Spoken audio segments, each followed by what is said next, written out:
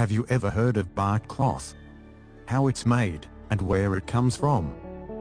Bark cloth comes from Uganda, in East Africa. Bark cloth is most commonly made from a ficus tree, due to the soft outer layer of bark, which is able to be scraped off, leaving just the soft inner layer. Once the outer layer of bark is completely scraped off, incisions are then made to allow the bark to be pried away from the tree.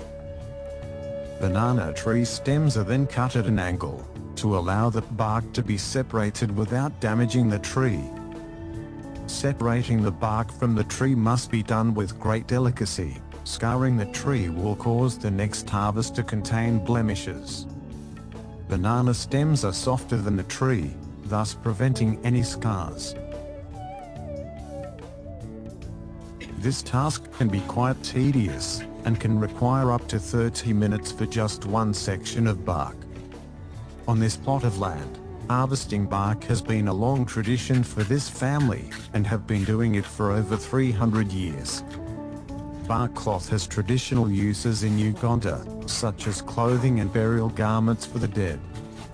This old tradition has brought new benefits, and possible solutions to some of the world's most recent problems. One being global warming.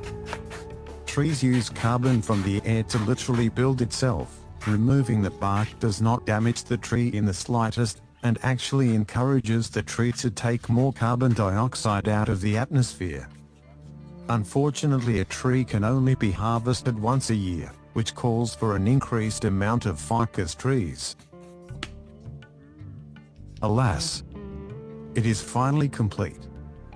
A long process, but it will surely be worth the effort. The bark is now rolled up.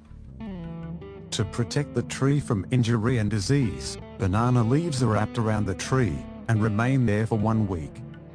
The bark is then placed in a pot, and boiled in water for 10 minutes to soften the fibers. Once the bark is taken from the pot, it will be ready for its final transformation into cloth. The bark is then pounded with a ridged mallet by hand, to spread the fibers, increasing the width and length. This is perhaps the most laborious part of the process.